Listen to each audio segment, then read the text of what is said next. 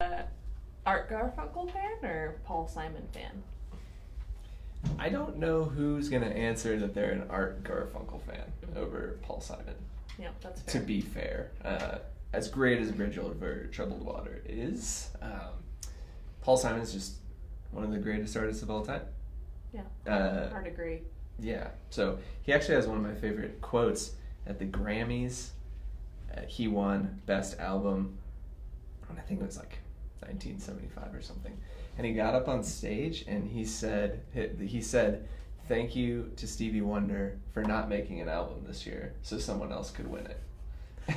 Oh man. So he also seems like a decent dude from what I've heard. Yeah, I saw him in concert a few years ago. It was one of the most amazing concerts I've ever been to. Yeah, because he's getting up there. He was 78 or something. Yeah. So he was getting up there, but he still rocked it. So. Well, we're getting the thumbs up that we should stop talking about Paul Simon. Yeah. And welcome everybody on Facebook land to Garden City. We're at Cinder Winery. A little bit of a different backdrop today. I'm Tyler Bradley, the wine club manager, which is a new title for me. Congratulations. Thank you. And Kaya Jones is now officially the tasting room manager. She's behind the camera today. And same person, different title.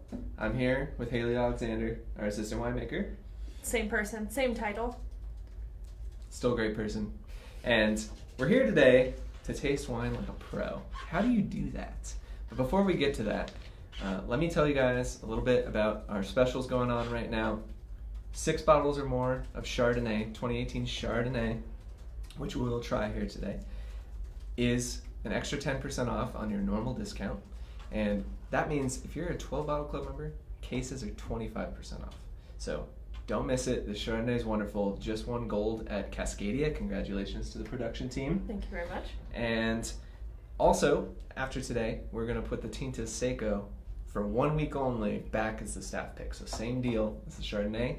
Tinta Seco, we're down below 100 cases now, so it's getting close to it. And it's been a huge hit. Also won a gold medal at Cascadia.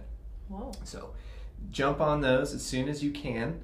The other thing that we have is we have t-shirts that are not new, but they're back, and they're the Guns N' Rosé t-shirts and tanks. They're available on our web store and in the tasting room. $20. Wine Club members, you get your 15% merch discount on that. Also, the biggest news of all, the most important news, is that on Monday, July 20th, 10 a.m. Mountain Time, our Wine Club tasting experience for the fall release, those tickets will go live. 10 a.m. Mountain Time on our website. More details are at cinderwines.com/fall release. And don't wait, they will go quickly. That also means August 10th through the 23rd, we'll have 2 time slots per day, but that means the tasting room will be closed for our normal tasting reservation situation. So those 2 weeks, get in if you're a member, sign up if you're not a member, and then get in. After the 23rd, we'll go back to our normal tasting reservation situation. Our outside patio and bar will be open, first come, first serve seating, but also you can come to that window and pick up your wines if you are not there to taste that day. So big news. More questions, call us at 208-906-0555 or email wineclub@cinderwines.com. And now, turn off my sales voice and let's get to tasting. Yeah, let's taste it. I'm thirsty. Open up that 2018 Chardonnay. And before we get to the tasting, I do want to mention 2 things about tasting wine like a pro. Obviously, we work in the industry. Technically, we're pros. But 2 things. Tasting wine like a pro does not mean that you have to know specific details about the wine you're tasting. Don't worry if you're like, I didn't get that fruit. I didn't get that spice. Not a big deal. Very few people in the world can pick out everything.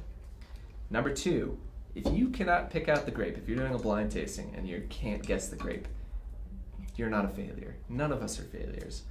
Very few people can do that. It takes decades and money and obsessiveness, which I don't have very many decades. I definitely don't have any money. And I have some experience, but not enough. So Haley opens this Chardonnay up. Let's try it out. But Haley, for you, tasting wine like a pro, when we're doing this, what does that mean to you? Well, tasting wine like a pro for me just means going into it with an open mind, not going into it with any kind of preconceived notions about what is going to happen. Even though I know this is Chardonnay, I'm going to try to go into it with a blank slate and just kind of absorb, the information and what I'm noticing with the wine at that moment. And for me, tasting like a pro, it doesn't necessarily mean, picking out a specific vineyard with the 1994 Chateauneuf du Pape or something. It's, just going into it, with blind faith, even if you aren't a big fan of the variety that you're tasting, but going into it and just trying to experience something new and learn from it. Totally. And do you have any unique tips or ways that you taste wine that the audience might be able to listen to and kind of attack this in a different way than they have in the past? I do have an interesting one that I do. It's a little bit esoteric and odd, but if I'm tasting a wine and I'm kind of stuck on one note or one characteristic and I can't get past it, what I like to do is try to imagine that smell or that taste as a memory, or try to picture it in my mind, right, with an image. And then I try to physically just push that image behind me or push it away. And for me, that helps open up all the other aromas and flavors and things that you can get in that wine. So that's a little bit odd, but it might not work for everyone, but it works for me. But if any of you want to try that, I've seen Haley's tasting notes and they're always awesome. And I struggle with that because for me, tasting, when I'm doing like a more serious tasting, for me, it's hard for me. I'm still not good at compartmentalizing. I can't like push those memories back. If I smell something that reminds me of something, I'm just like, whoa, that's it. 7th grade gym class or something, Hopefully I don't know not why in a that wine, was the but... one that I thought of, but for me, when I'm doing this and consciously I'm thinking, where do I like this wine? And then also, objectively, where does this fit in the historical context and the modern context for what I'm tasting? And so it's just kind of a way to really appreciate what you're tasting and figure out where your palate is. Now, there are objective measures on tasting a wine. We have subjective feelings on how we feel about a wine, but also there are some objective ways you can taste a wine no matter what it is. And so I'm going to shield my face for a second here because we have written down the main components of the Wine and Spirits Education Trust tasting. And I'm going to have Haley direct where this needs to be so you can all see it. So what we have here is how to taste like a pro, and kind of the way and the format and the, everything that you're supposed to go kind of in order. When tasting a wine, you've got color first off, so we're going to visually look at the wine.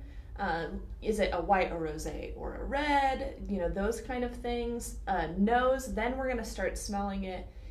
Intensity, how intense are the aromatics, and then the characteristics, if you want to pick out a few, fruit, earthiness, floral, like those type of notes. And then next, we actually get to taste the wine, then you get the palate, what's the sweetness level, acidity, tannin, and then body. Those are kind of the really core things when tasting a wine. And then finally, the most important thing, conclusion. How do you like it? Is it a wine you enjoyed drinking? But that's kind of it. That's the format that WSET uses and that we use, that I use when tasting a new wine or even a wine that I've tried many times before. I always go through this format. Anyway, yeah. All right. There we go. Welcome back, Tyler. Thank you. It was nice. I redid my makeup behind while that was going on. And let's do it. Let's taste this Chardonnay. Yes. So first thing though. We don't want to taste it though. Right. So first thing, we don't actually taste it. So let's start looking at the color. Yeah.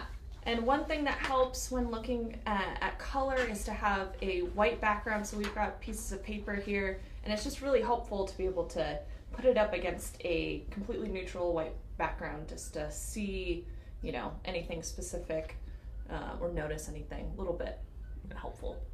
So, not to be like Michael Scott, but this is a white wine, clearly. But Some white. it's not like completely pale. Like it's definitely got some yellow Yeah. going on, right? Definitely. But it's not like lemony yellow, I think. It's a little bit more, it's got a tiny bit more golden to it than Yeah. like a And lemon. one thing with colors, you can kind of guess what the age might be. So, Haley, would you say this is, I mean, we know it's not an old wine, but No. what would be a characteristic of an older Chardonnay or an older white wine in the color? An older wine, you'd start to get a little bit of darkening around the rim. This one's still, totally clear from the middle to the edges. To me, it's not, if I were to go into this blind, this wouldn't scream an older wine to Sure. me. Yeah. The color is still really young and vibrant. No, nothing turning into like the amberish color on the rim or anything. Great. So let's move on. Now we're going to smell this wine. Yeah, now we're on to the nose. So let's smell it. Smell, swirl it around. It smells great. Yeah. How strong of a nose would you say? Is this just like, whoa, like in your face, or is it just... I'd give this a medium intensity. It's not popping out to me. It's like something super aromatic, like a Gewürztraminer, or something that can just bam right in your face. But it does have, quite vibrant aromatics. And if any of you are tasting this at home specifically, or any wines you're tasting, or if you've had our Chardonnay before and you remember what it smells like, in the comments, throw out what you get when you smell this wine. And for me, I get fresh fruit characteristics. Definitely that makes sense. It's not super old. Yeah. I also, though, get some of those secondary characteristics, the spice, toast, stuff like that. And so Yeah. when that's happening with a wine, especially a white wine specifically, that's indicating, okay, potential barrel, Yep. probably. Yep. Newish barrel. Maybe even a little bit of malolactic fermentation. Yeah. So if we were tasting this blind, that would not be something that's in a lot of white wines, so it could allow us to think, oh, interesting, okay, how is this wine made? All right. All of you, I'm sure, have not drank a drop of wine while you've been watching this. Great discipline, everybody. But let's taste it now. Yeah. And when you do, Haley, let's try it out. Yep.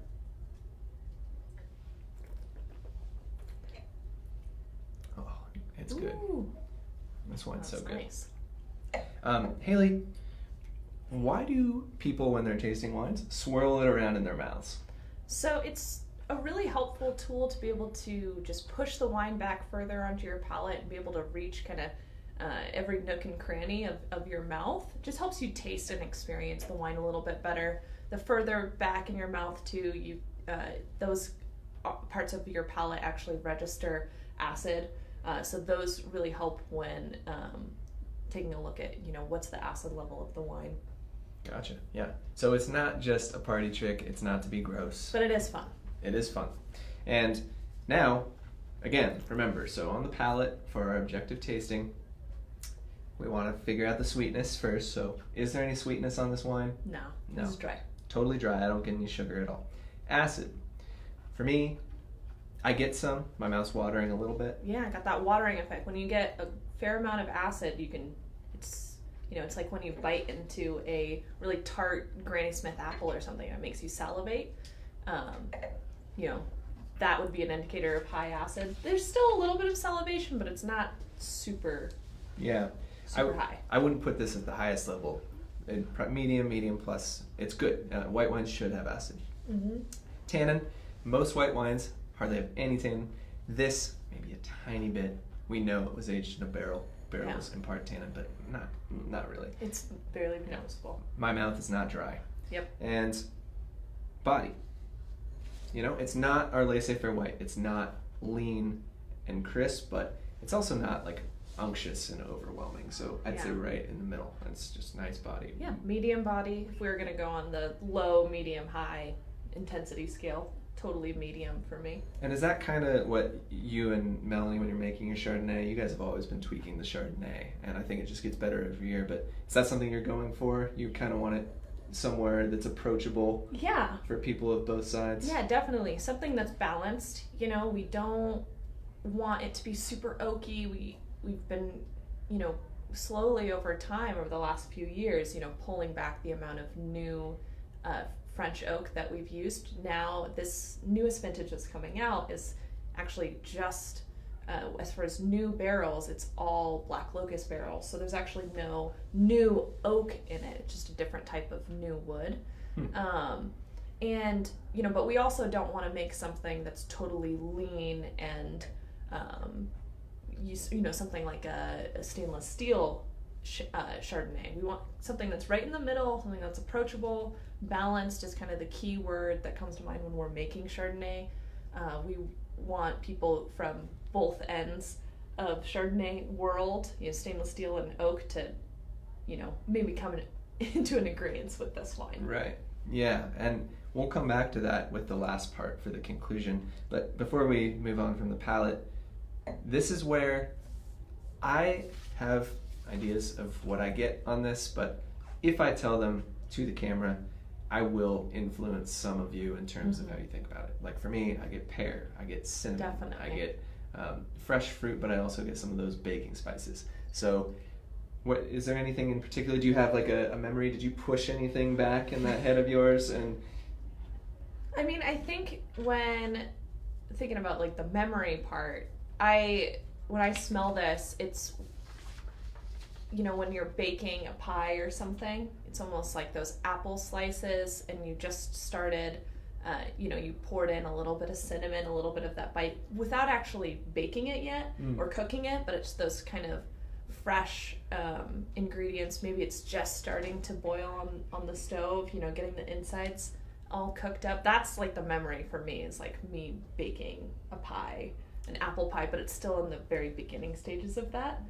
So then I push that back when I'm tasting it, and I think I pick up a little bit more minerality on it, and even a little bit of like orange, or not orange peel, but lemon peel. Just a touch of it, not quite as much as, say, like the Laissez-Faire White or something, but there is a little bit of citrusy notes to this as well. It's not just, you know, apple or pear. So yeah, pushing that back, that's what I picked up. see, and now I'm just thinking of pie. So Now I'm those are hungry. two very different tasting policies here. But conclusion, good wine, good quality. Yeah, awesome. Drink now. You can also hold this. We've had our Chardonnays age really beautifully in the past. Chard's one of those few white wines that feel free to save some of them for a while and see how they evolve. They will change over time, but, you know, it's if you start gaining an appreciation for white wines, they can be very, very enjoyable with a little bit of age. Yeah. And going back to, for me, like, where does this fit in the context of kinds of historical and modern Chardonnay? It's definitely really hits that criteria like you were talking about, where it's not a Northern Burgundy Chablis, it's not super high acid, it's also not a Rombauer that you find in the store that's like taking a slab of butter and just putting it directly in your mouth. It's right in the middle. So I think this is a Chardonnay. It's a great wine for if you have someone who doesn't like Chardonnay, have them try this because it's definitely approachable. Also, if they really like Chardonnay, it has the qualities that they still like. It's just not going to be as intense. So definitely a really cool wine that you guys have been doing. Yeah. And now, for the main event, we're going to embarrass ourselves on camera here. Mm-hmm. Kaya gave us a mystery wine. I'm assuming it's a cinder wine. I'm assuming she didn't go out and buy something I don't know. that was not from our building, but we don't know. I don't. She's the one who gets to watch us make fools of ourselves. So we're going to taste this blind, and then you're going to see how little we actually know. That's right. So we're going to run through this just like we did with the Chardonnay. Okay. So let's start with the color. Right. We're starting with the color first, like before. All right. It's a little bit, well, it's a red. Right? It is a red wine. It's a little bit light in color. So Yeah. a little bit of that ruby on the edges. I would guess this is a younger wine. Definitely. I would guess, but Yeah. and then Generally, with an older red wine, you kind of get the almost like an orange rim or brownish rim on the edges, but this is still really vibrant all the way through. like a garnet, like a brick. Like think of a brick house that's been in the sun for a long Yeah. time. This doesn't have that. So Nope. let's smell it. Riveting TV. Well, it smells wonderful. Yeah, it does. Definitely a lot of, for me, like fruit up front. Initially, I think there is like characteristics like deep like tobacco or something like that there, but not too much. Mm-mm. For me, it's a lot more fruit. Yeah, almost like a pipe tobacco. So it's kind of that sweet That's a tobacco good way to put kind it. of smell. Yeah. It's not quite that earthy, cigar tobacco that I think you can get, but No, and I'd say this is not super intense, but it's nice. It's medium plus. medium plus. Yeah. I'd put it. All right, let's try it. All right, so now we've done the nose. Now onto the palate.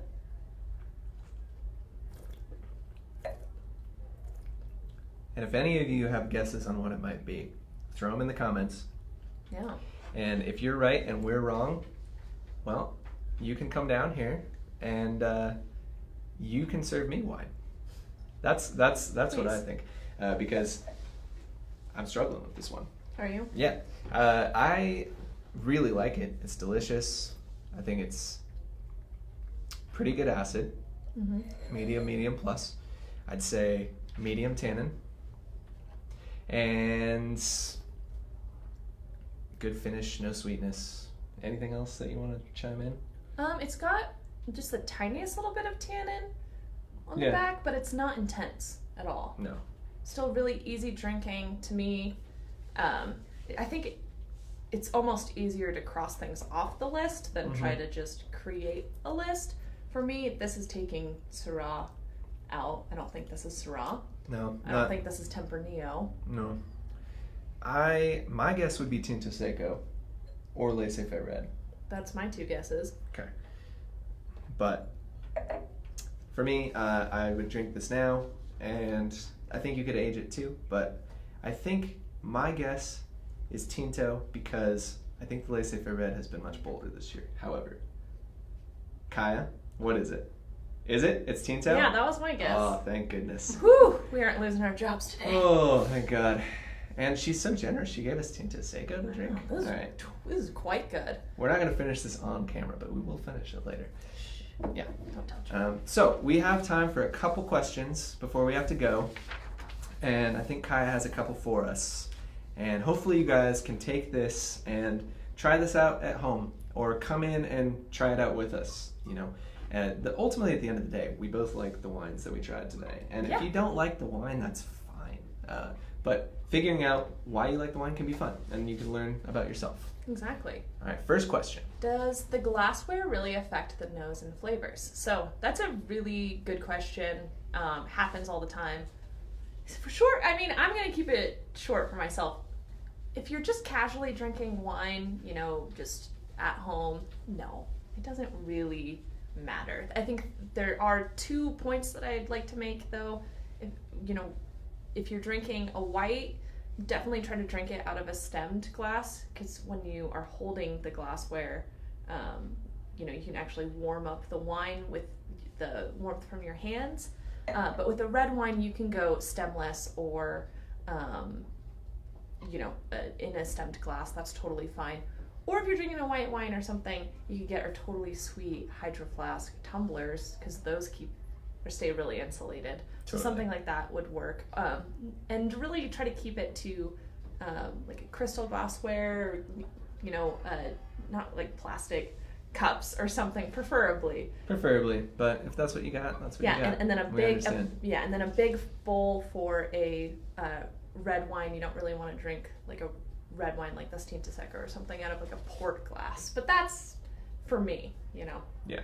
There are plenty of studies that show that glassware does matter. However, there are so many possibilities for why a wine might taste differently that saying that it's just the glassware is really tricky to know. You have to have such a sterile and specific testing environment to prove that's true. And so it could depend on who you're drinking with, or Yep. the music you're listening to, or the food you're eating, right? There you so, are. Yeah. So everyday drinking, don't worry too much about it. Yep. Okay, here's another one. Do you have advice for how to pick up specific notes in specific varieties? I have a really cool tip or trick with this one.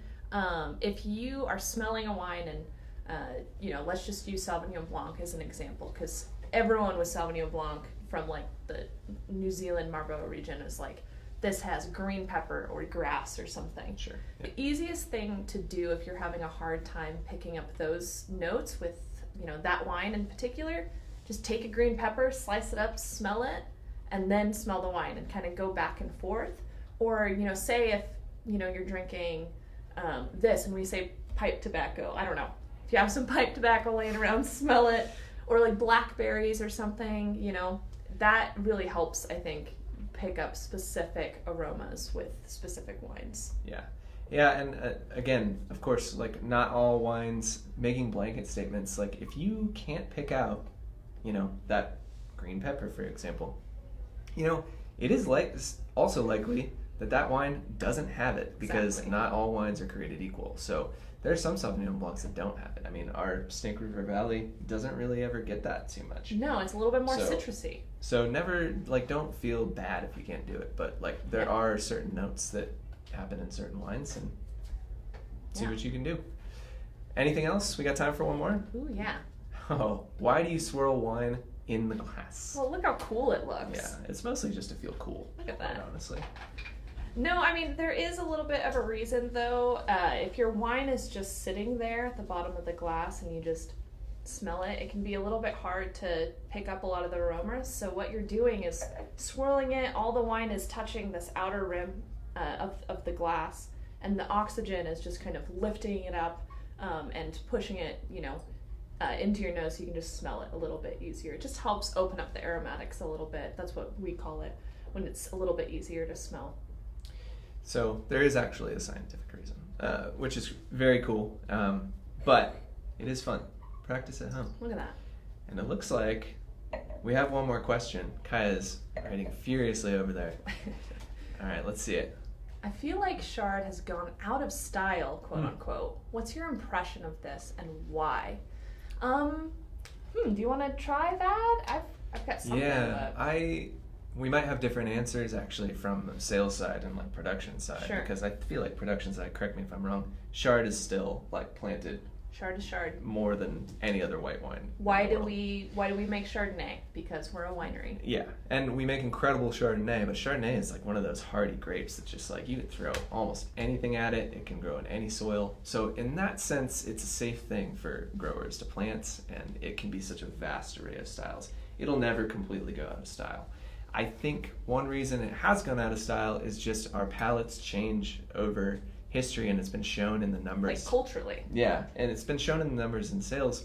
A lot of the Chards that were, at grocery stores and mass-produced, especially in the U.S., that is not what the larger palate in our country wants anymore. We want crisper, leaner wines most of the time. But again, blanket statements are hard because if you go to certain parts of France, if you go to certain parts of Chile, if you go to certain parts of Australia, they were never making wines out of Chardonnay like that. Yeah. So it's definitely where are you living, what's your experience with it, and I think obviously the sales are never going to be where they were at some point because now there's just so many different types of wine in the world, which is Right. awesome, Yeah. but it's never really going to go away. No. Chardonnay is, I think, a staple in the wine world. I think it always will be.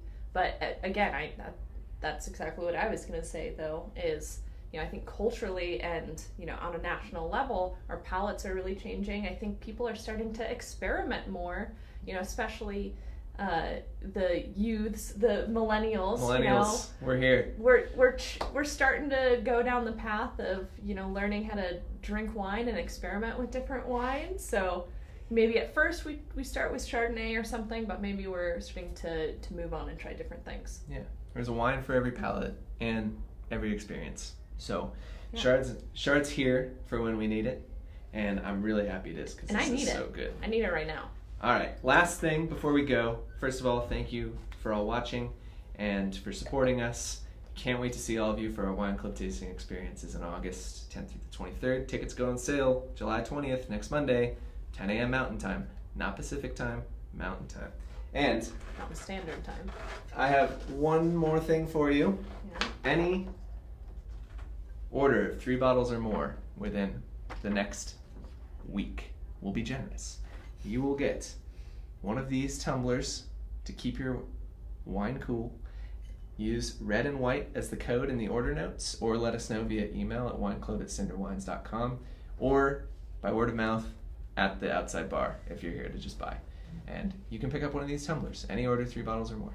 Yeah. And with that said, we've done the serious wine tasting. We're gonna log off. Thanks, Haley, for doing this. Thank you, Tyler, for having me. And now we just get to drink. Oh, So thank goodness. It's about time. cheers, More everybody. Simon and Garfunkel talk.